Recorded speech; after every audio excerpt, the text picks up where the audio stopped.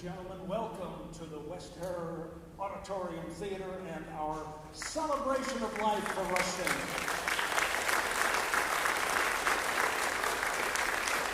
My name is Ken Double, and they asked would I be interested to come along and MC.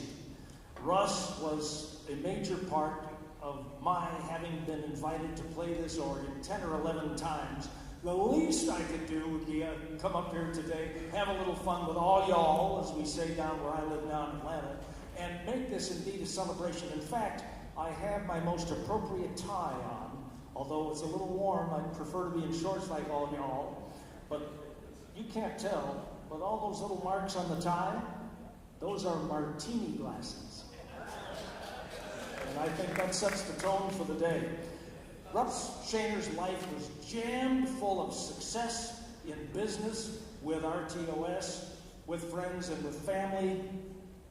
Was he a little strange? Of course he was. He was involved with the theater organ. What would you expect? Strange instrument, stranger group, and Russ fit right in. Really fit right in right here. In Atlanta, we have a tech down there by the name of John Tanner. His nickname is Grumpy. And Grumpy would work for Russ, irascible, hilarious, and absolutely wonderful. And so today, we're going to keep this absolutely in the party spirit, because that's exactly what Russ would want us to do. We have 4 wonderful players to make this RTOS Gerson Wurlitzer sound wonderful today. The first one is from a multi-generational pipe organ family. David is a builder, a caretaker, and a spectacular organist. Master of the silent film, and I got to tell you a quick story. I was living in Houston, Texas. This is about 2004. And I had this idea. What if we did Mel Brooks' 1977 silent movie with organ accompaniment? And I had a guy in Houston who had contacts in LA. He was with his PR firm bringing celebrities in for events. I said, oh, let's get one of the stars of the movie. We'll make this special. So we got together with him. We asked Dom DeLuise. He wanted $25,000. That wasn't going to work. Sid Caesar didn't want to do it. And Mel Brooks was up to his neck in his success on Broadway, The Producers, so it never happened. Then I read that a certain organist from upstate New York had done a spectacular version of Mel Brooks' The Silent Movie with theater organ accompaniment. So I called him on the phone, didn't identify myself, and this was long enough ago that the phone just didn't light up with your name. And he says, hello? And I said, you rat, you stole my idea. And there was a long pause. He says, who is this? And then we jumped. Because it's a great idea. And he's great with films. He's great with concerts. And he's just an all-around wonderful, wonderful guy. And perfect for kicking off the party, getting the party started. Here is the party starter, David Peckham.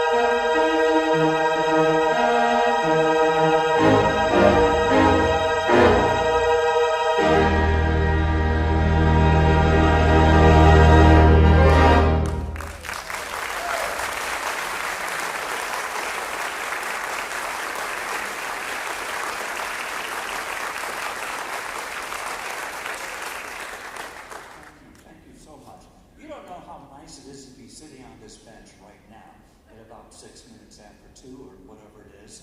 A half hour ago, we were locked in traffic with a horrible crash on 490 that was ahead of us, and we got shunted off into a detour. But here I am. I made it. They were willing to hold the show a little bit, otherwise Ken would still be tap dancing right now. Well, it is great to be amongst friends and family for the celebration of Russ Schramm, someone I've known for such a long time. There's some stories I can't tell. And I won't talk too much because we've been designated certain amounts of time. You're well aware that there seems to be extra warmth in here today. It was really something tuning on Friday, and Oregon is still not in a really happy state because it's wind instrument, so it goes sharp. It's like a hot air balloon, and it's hovering about 50 feet above street level right now, which reminded me of something that Russ said to me once when I was moaning and whining and complaining about something, and he just kind of leaned back and with his squint, he said, well, people in hell want ice water too. I'll be looking for the ice water. So what I played to start with is just like this little tiny wrap-up of things, starting with the RKO March, celebrating this instrument and all of Russ's work, and also a tip of the hat to Danny Schultz, who passed away just a few months ago. If Danny Schultz hadn't invested his time and energy and the leadership to gather everybody up back in the 60s, we wouldn't all be sitting here right now. So, celebration of Danny. And then a little touch of Auld Lang Syne, and then just a little bit of When the Moon Comes Over the Mountain. And I wonder how many people get that little inside comment, because Russ was a fan of Kate Smith. And he confided in me once that the only time he was in drag was as Kate Smith, singing When the Moon Comes Over the Mountain. There. And then finishing up the show business, because I don't know if Russ ever missed one of the RBTL events here in the theater for so many decades. He loved going to the theater, the shows, and knowing the stories and the music and all that. So that's the explanation of all the noise on the front end. Now something that's a little more focused and quiet, written by a Russian immigrant. His name is Izzy Bain, Irving Berlin. Beautiful tune. You all know the tune. If you know the lyrics, hum inside your head for What'll I Do?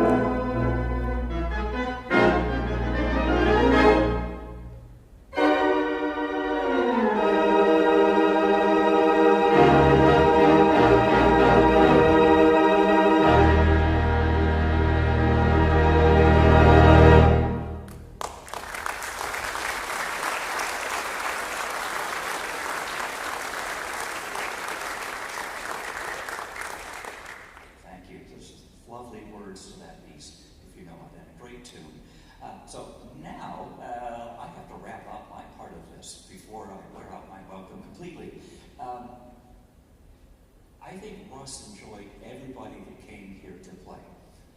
Some perhaps a bit more. There were some where he would just sort of scrunch down a little bit because, things he had to deal with or, artistic demands. But he always loved the music, and he was such a people person. He really enjoyed hosting people and looking after the instrument and all that. The two people that I know he was especially fond of with their music and their personalities was Ron Rode and Lynn Larson. Neither one of those gentlemen are playing out in public now for various reasons, and I wish Ron could be here today, but it was great hearing him play a couple of years ago. And Lynn, I've been in contact with a little bit. He just celebrated his 80th birthday in January, and when I mentioned this event, I will pass along my best wishes to everyone in Rochester. So Lynn Larson says hello, and inspired by those two people who had quite an influence on my early playing, along with Tom Hazelden and all the other great ones. I'd like to do a piece written by a fellow who was born and raised in Mexico, New York. It's not that far away from here. George L. Cobb, a name that everybody just knows on the top of their head. And George Cobb, Mexico, Liberty Town, and then he went off to Buffalo and began to hone his craft and his skill and what he wanted to do musically. Ended up in Boston toward the latter part of his career. But George L. Cobb pretty much gets credit for inventing the genre of a parody of classical music. You might remember back in most late 70s, early 80s, that whole disco thing. There was a tune called A Fifth of Beethoven, but I don't know. A few people are working it. Okay, good. Well, that really traces back to this piece I'm about to assault you with. It's called The Russian Rag, and it's kind of a spoof of just the opening of the Rachmaninoff Prelude in C sharp minor. This case I will be in D minor, and then it all goes off for a very noisy finish. So is a nod to some of the other fabulous players that have been on this bench in the past, and a big thank you to Russ. The Russian Rag.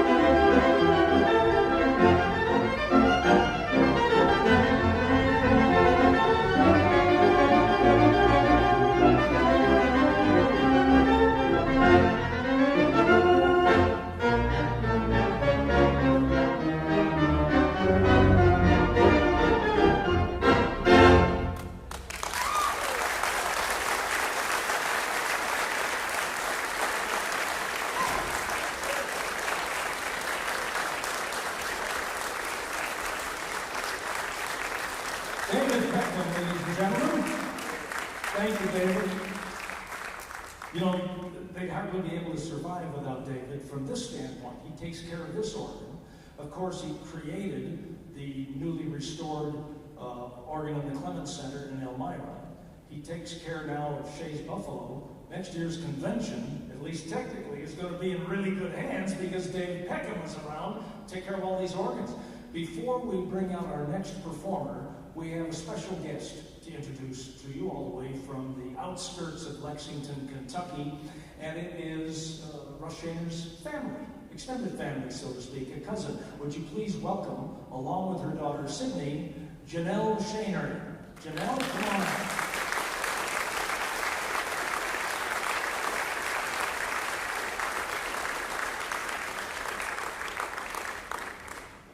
Good afternoon. My name is Janelle Shaner. This is my daughter Sydney. My husband Mike is Russ's nephew. We finally knew Russ as Uncle Russ. I first met Russ when Mike and I were dating. I drove Mike to Rochester to pick up a car. We were in the military, so it was a close drive. A classic, as my husband called it, but he needed transportation and Russ had helped him find something he could drive for $500. Not sure you could find a car for that price now. I remember that day, Russ took us to lunch in his Packard, a real classic, to a local diner. I can't remember the name of the diner, but it was near the water. I just recall how cool it was to ride in the car. The next time I saw Russ was at our wedding.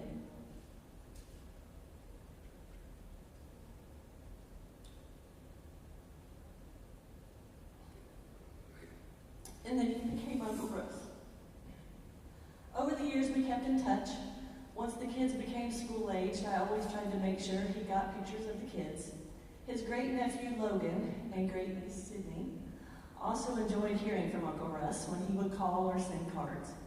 He always tried to remember their birthdays and holidays for them. He visited us in Kentucky when Logan turned 1 year old. And then he visited us again when we lived in Colorado one summer, also for Logan's birthday. And that summer, he also left money so that I could buy Sydney's gifts for her birthday and Christmas for both of the kids. After Mike's health took a turn and we moved back to Kentucky, he visited us 2 to 3 times. Once during the fall, just before Halloween, which was a great memory for us, and we went to the pumpkin patch nearby, and he treated the kids to pumpkins and treats that day. Although we didn't get to see him a lot, we did think of him often. He did share with us updates of his organ events and conferences. To be honest, we didn't understand the impact he has had for all of you and across the nation. Recently, Sydney and I traveled to Europe.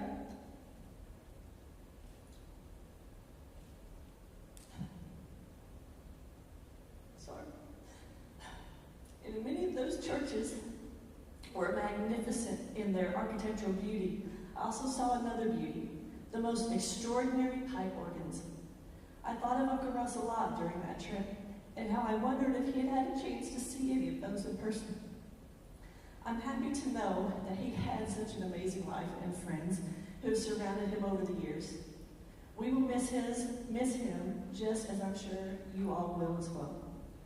Thank you for including us today. We are very grateful to you for honoring him. Well done. Please sit.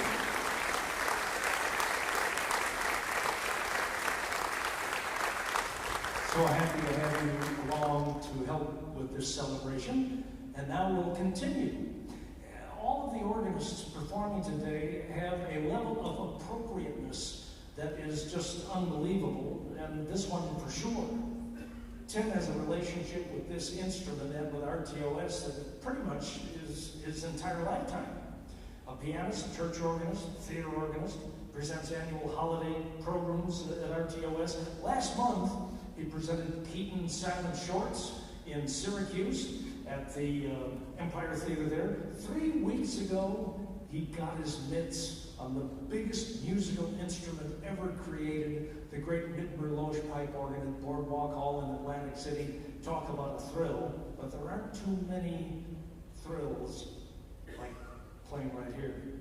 Director Director of Music Ministries at St. Michael's Catholic Church in Newark, New York, RTOS Board Member, Program Chair, Resident Organist, and maybe the most appropriate performer for our party as we continue. Ladies and gentlemen, your very own Tim Schramm.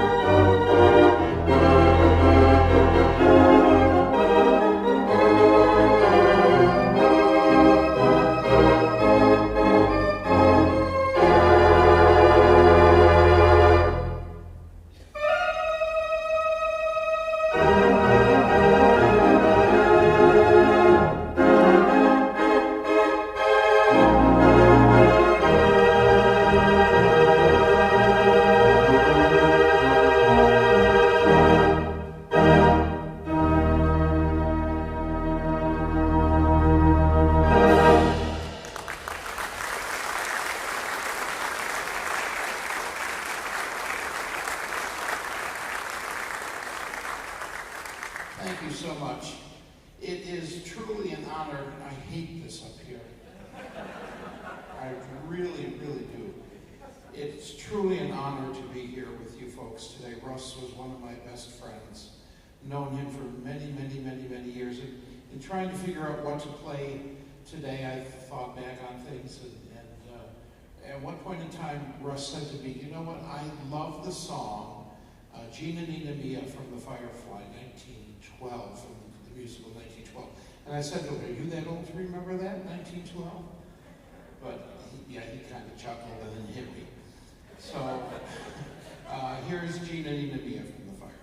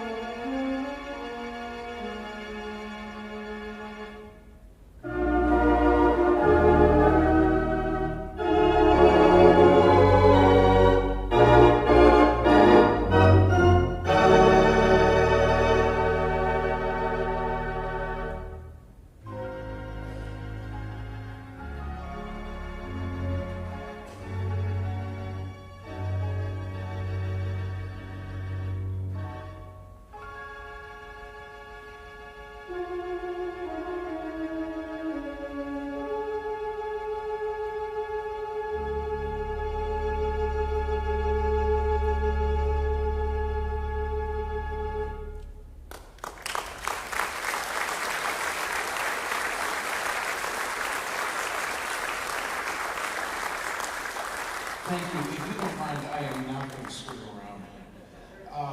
I would like to introduce to you a friend. For many years, I've produced the Christmas show here. Maybe I will, so I can see it. I've produced the Christmas Follies here, and over the years, we've had such a ball, such a fun time. We've had Russ dressed up as Santa, a reindeer, a nun, lots of different things, and he just adored the Christmas show. But every now and then I would feature this gentleman to sing, and Russ would always say, "Get Mark Daniels to sing. Please get Mark Daniels to sing." So I thought it was fitting that we asked Mark to come on out, and he's going to sing for us. What are you going to sing, Mark? Come on up. We're going to choose it right now. No, we're not. Hello, everyone. I can't see the people over here, but hey. So, my longtime friend Tim asked me to perform one of the most recognizable opera arias by Puccini called Nessun Dorma, No One Shall Sleep. And I've never sung this with organ before, so this is thrilling for me as well. So, he's never played it on the organ before, so we'll see what happens.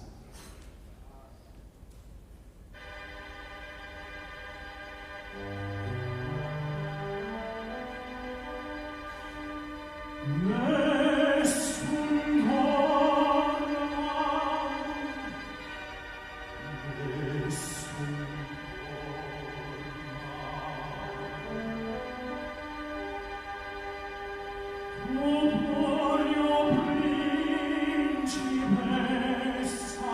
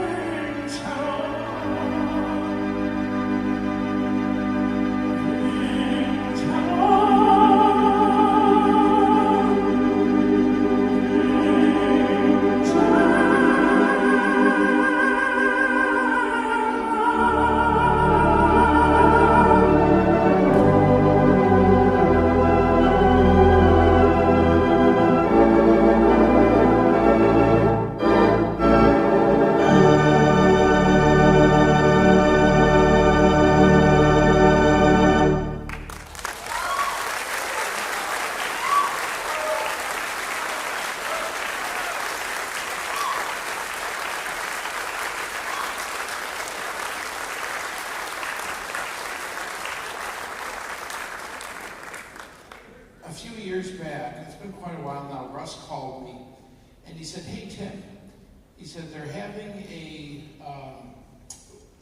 one of the AGO chapters down in the Southern Tier is having an organ crawl. It's where the organists get together and they take a region and they go from church to church to church to play the organ." He said, "They're having an organ crawl down in Bolivar." He said, "And that's my hometown. Would you like to go?" I said, "Sure, I'd love to." So we got down there, and before everything happened, we went early, and he showed me the house where he grew up. He showed me the cemetery where his mom and dad were, and he took me over to where the school was, and just gave me all sorts of wonderful stories about his childhood. So then we got over to the church, and they have a Marvin Colton, I believe, theater organ in there. And we were sitting there, and I played for a little bit, and some of the other organists, and one of the organists, we were sitting in the back row, and one of the organists started playing How Great Thou Art, and we were just sitting there listening, and all of a sudden, somebody next to me was singing. And I looked over, and Russ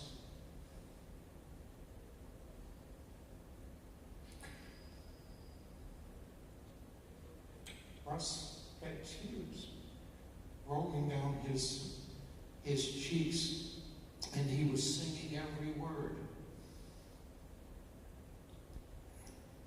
And he looked at me and he stopped singing and he said, "Tim, I'm home." And then he looked at me and his eyes got real narrow and he said, "And if you tell anybody about this, I'll come back and haunt you." So, in honor of and in memory of my dear friend, I'd like to present for you How Great Thou Art.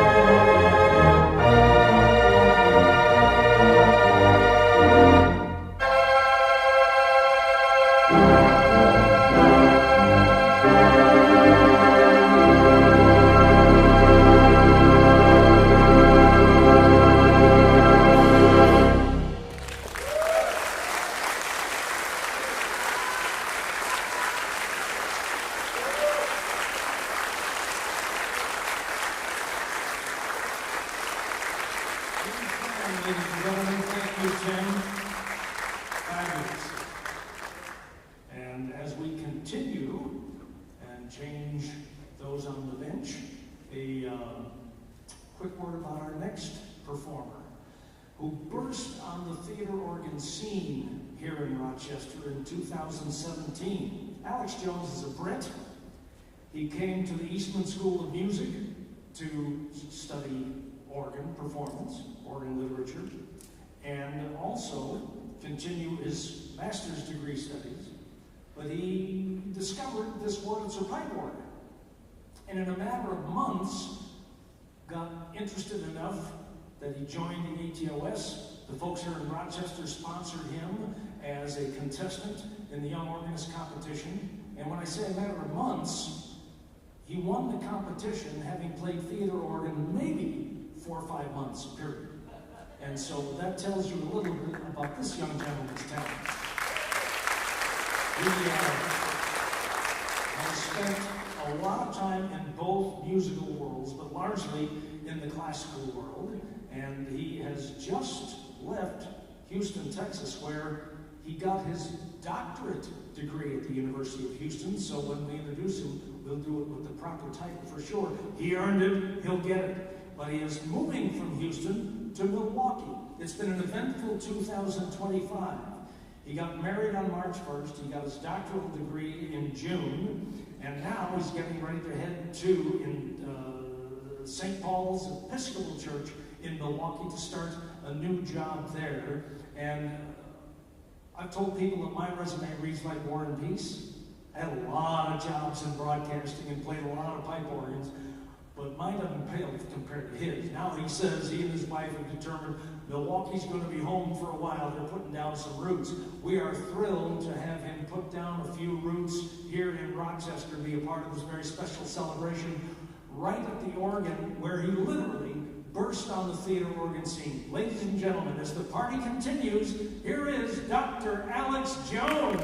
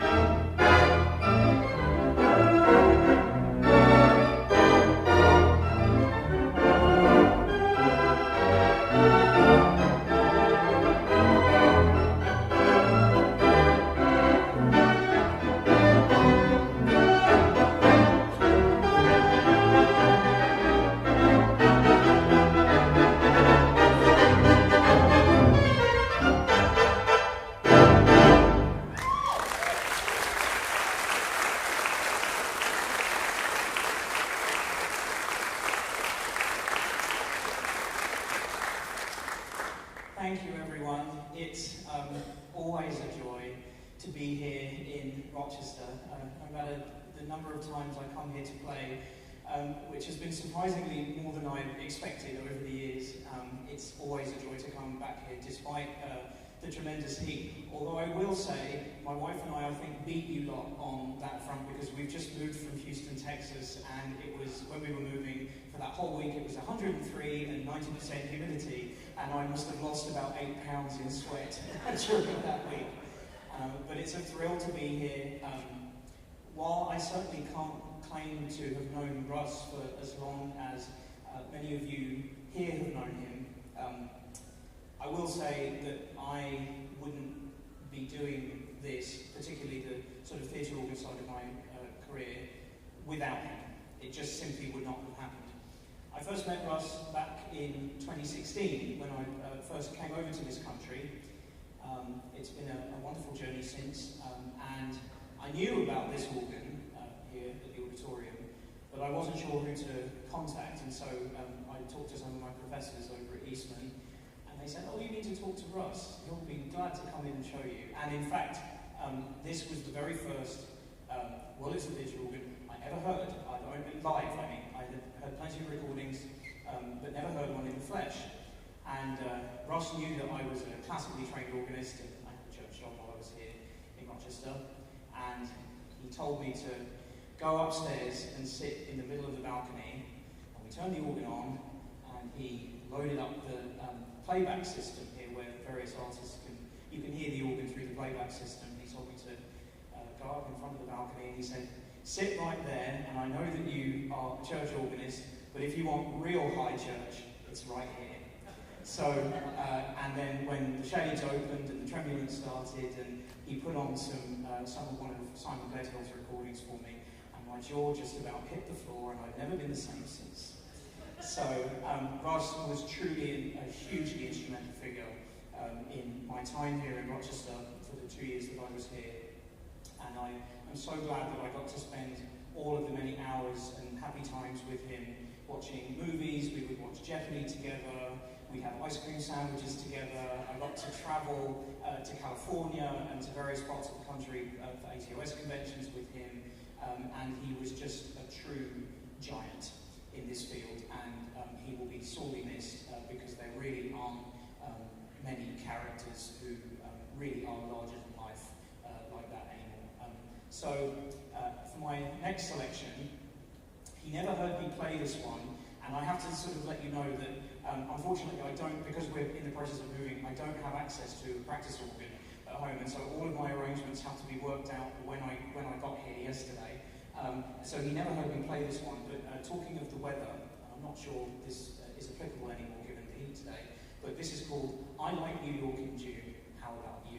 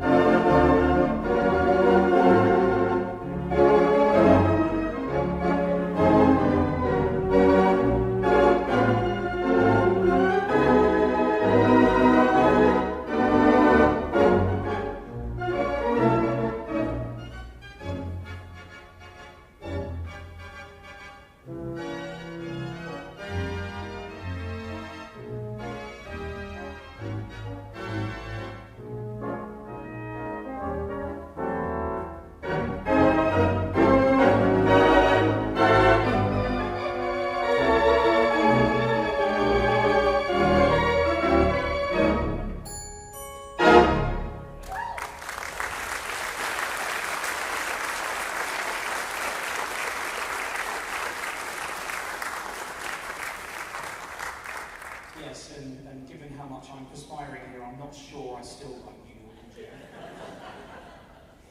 Anyway, for this next piece, this is an arrangement which I listened to on several recordings. Most of my early exposure to the theatre was through various recordings that Russell had forwarded my way, and this arrangement comes from one of them. It's a wonderful ballad written by Billy Strayhorn, who for many years was Duke Ellington's pianist.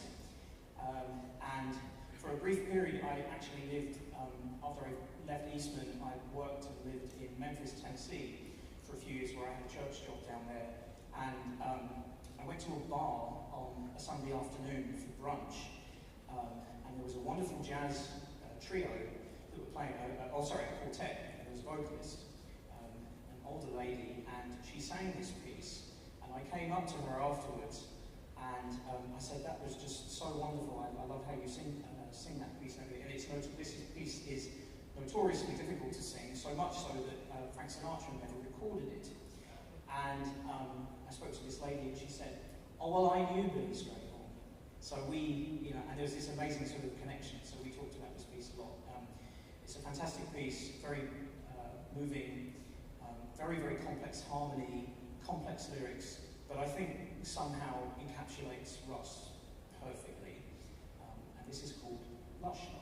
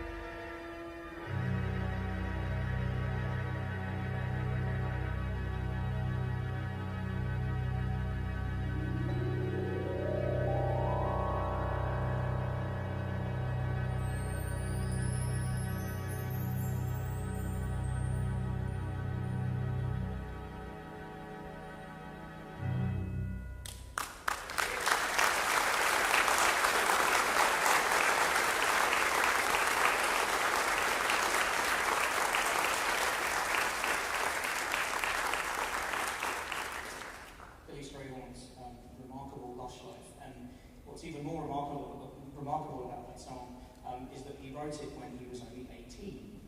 And of course, it's been puzzling jazz historians, music historians, as to how somebody of that age could have written something so profoundly mature and introspective, and worked wonderfully on this organ, I think.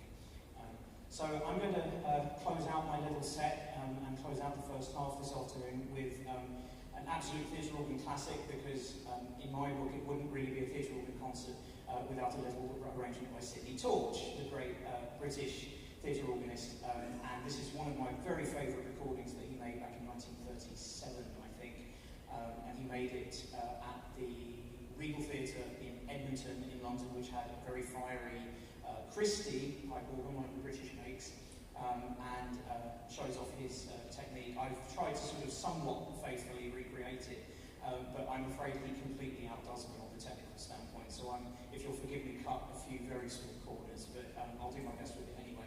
And I know Russ got this piece. It's an absolute theatre organ classic. This is the 12th Street Rag.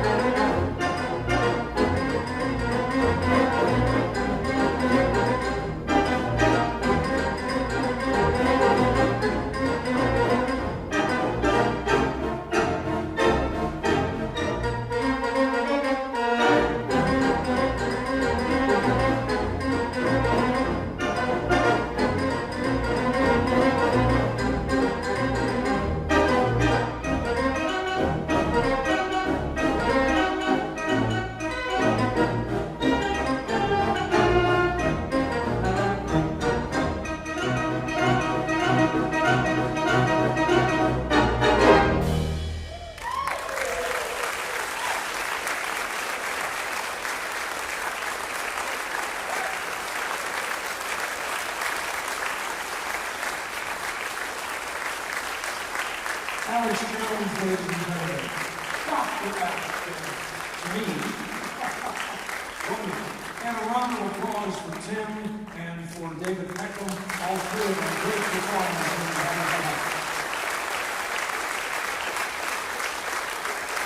So before we hear from Matt Stromey, there will be an intermission. There are some refreshments available, and obviously lots of visiting. It's wonderful we have so many here today, which is just great. And I'll guarantee you Russ is smiling down. I could tell a terrible joke about him maybe looking up, but I don't think so. He's smiling down, I'm sure. And we'll have much more great music after intermission. See you all in a few minutes.